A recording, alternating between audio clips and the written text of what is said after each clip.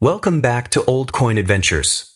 There is something unusual about the 1960 Lincoln cent, and the strange part is, you may not notice it until you compare it with another 1960 penny. At first glance, both coins can look almost identical. Same year, same Lincoln, same 1-cent denomination. But look at the date, because in 1960, the mint used more than one date style. And that created one of the most fascinating Lincoln cent variety stories of the early 1960s. Now here's where things get serious. Some 1960 cents can show a small date, some show a large date, and certain varieties can actually show characteristics from both. And if your coin is a 1960, there is an even more interesting possibility. The repunch date, combined with a small date over large date variety, can turn a normal-looking penny into a coin collectors specifically search for. But don't get excited yet, because not every 1960 penny with a strange-looking date is valuable. So in this investigation, we're going to start with the basics. Then I'll show you exactly where to look, how to tell small date from large date, and how to recognize the clues that can separate an ordinary 1960 cent from a genuine die variety. We're getting into the money.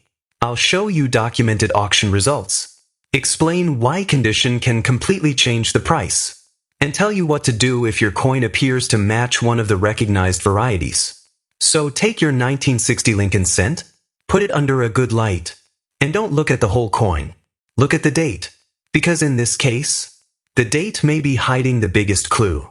Before we talk about money, let's understand this little coin. The 1960 Lincoln cent was part of the Lincoln Memorial series. Abraham Lincoln appears on the obverse, with "I in God we trust" above him, liberty beside the portrait, and the date below. The coin measures approximately 19 millimeters and weighs about 3.11 grams.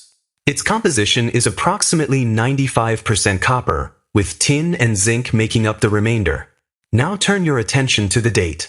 This is where 1960 becomes different from many other Lincoln cents.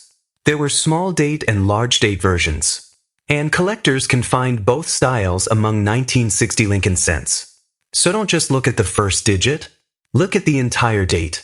Compare the shape, the spacing, and especially the appearance of the 9, 6, and 0. Now, if your coin is a regular Philadelphia 1960 cent, there's no mint mark. But if you see D underneath the date, that's where the investigation gets much more interesting. The Denver Mint produced more than 1.58 billion 1960 cents. So again, the date itself isn't rare, but certain varieties are much more collectible. One of the most famous is the 1960 D/D small over large date variety, listed by NGC as FS 101/501. And this coin isn't interesting because of just one mistake. It combines multiple unusual features. According to NGC, the die was first impressed with a large date hub, and then impressed again with a small date hub.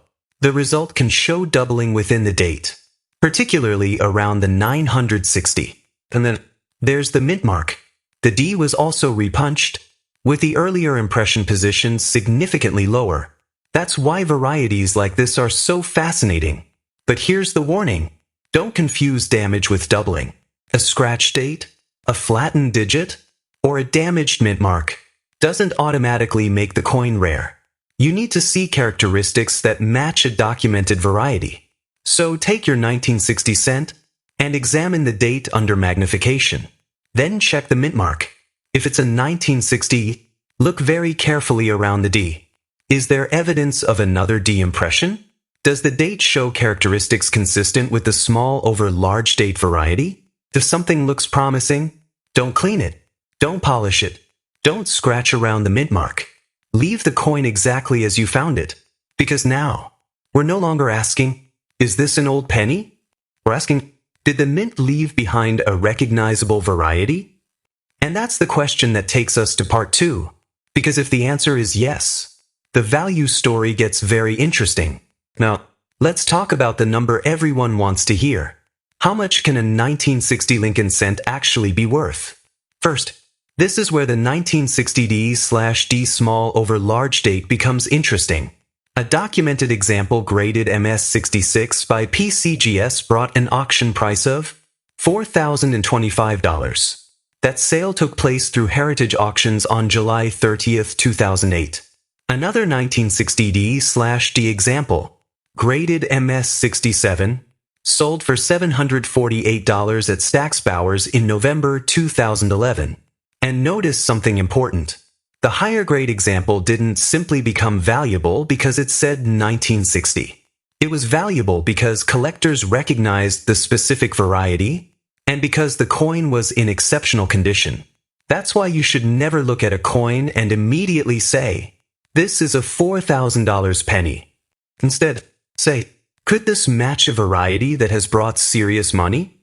That's a much smarter way to search. And there is another interesting side to the 1960 story. Philadelphia also produced proof cents with documented doubled and triple die varieties. PCGS records a 1960 triple die obverse proof, with an auction record of $633 for a PR67 example. So there isn't just one possible 1960 story, but the first thing you need to determine is exactly what coin you have. 1960 or 1960, small date or large date. And if it's a 1960, does the mint mark show the characteristics of a genuine D/D variety? That's where authentication becomes important. If your coin appears to match a recognized variety, you can consider having it examined by a professional grading service such as PCGS or NGC. And if the variety is confirmed, a certified example becomes much easier to document, compare, and potentially sell through an established coin auction. But remember, the $4,025 result is a documented auction result for a specific high-grade 1960 D/D variety. It is not a guaranteed value for every 1960 penny. So before you put that old penny back in your jar, look at the date one more time. Check the 9. Check the 6. Check the 0. And if there's a D, look at that D very carefully. Because sometimes, the most valuable clue on an old coin isn't something added to the coin. It's evidence that the mint did something twice. This is Old Coin Adventures. And remember, when you search old pennies, don't just search for old dates. Search for mistakes. Because that's where the real stories begin.